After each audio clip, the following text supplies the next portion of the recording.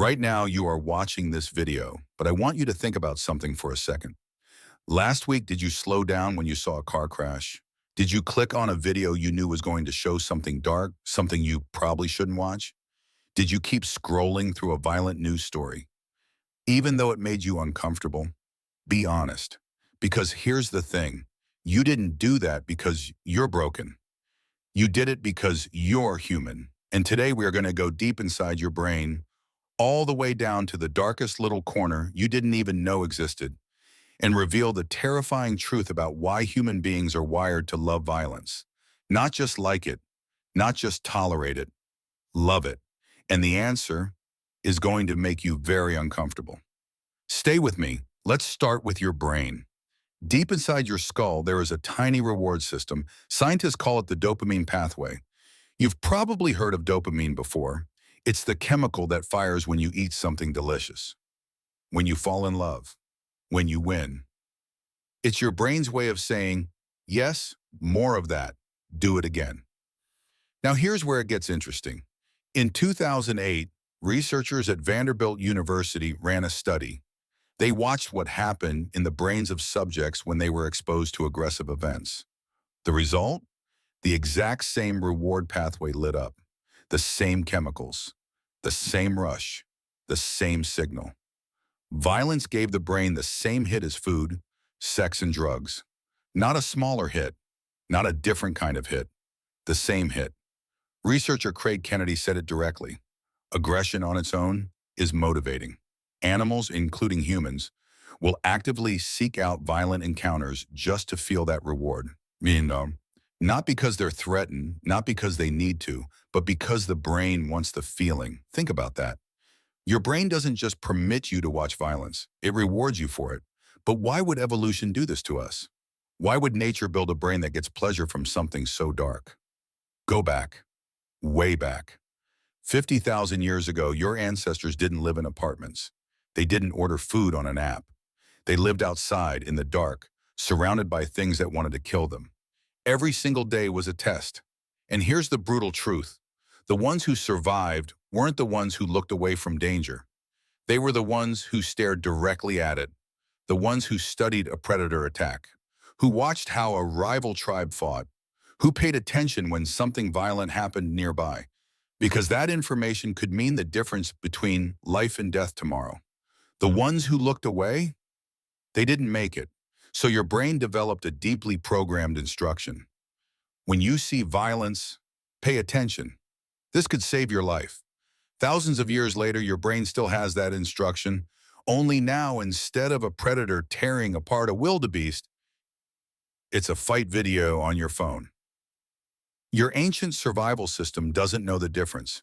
It just says, watch, learn, survive. And so you watch. Psychologists have a name for what you just felt in that moment. They call it morbid curiosity. And before you think, that's not me, consider this.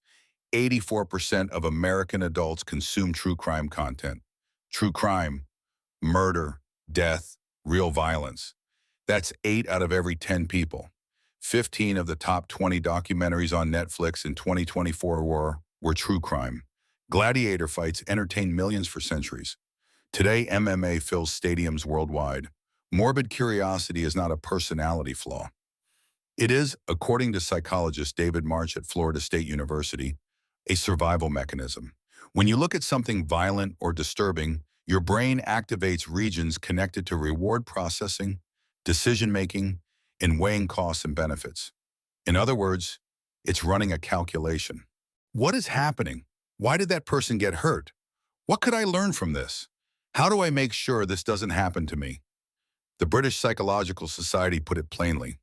Morbid curiosity evolved so our ancestors could overcome their disgust and pay closer attention to ambiguous, threatening situations.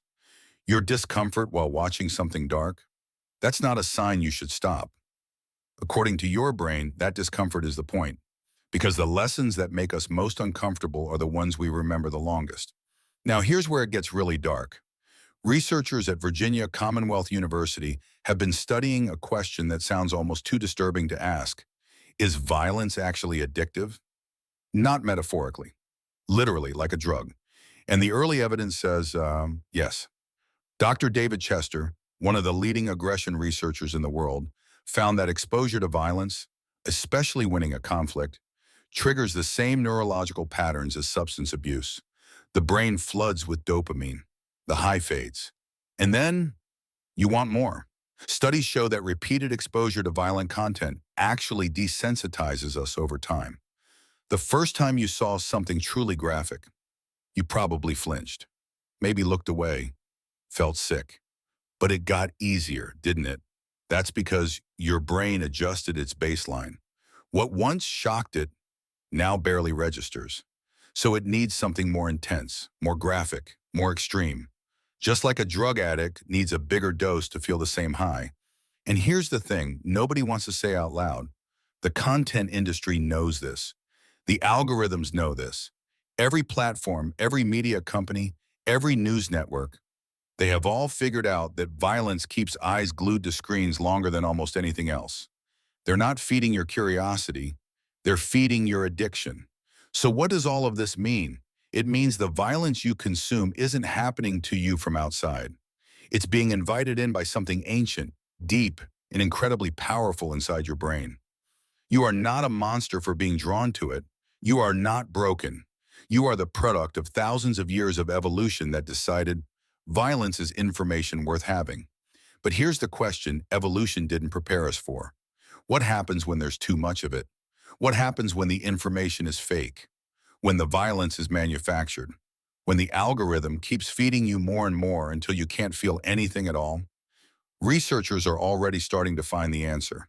And it is not comfortable because it turns out there is a point where morbid curiosity stops protecting you and starts doing something else entirely.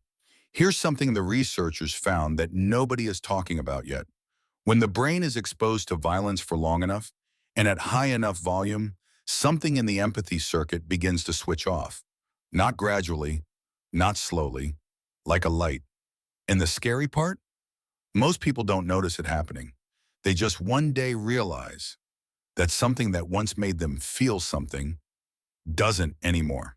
We're going to talk about what that means, what it does to relationships, to society, to the way humans treat each other when the empathy is gone.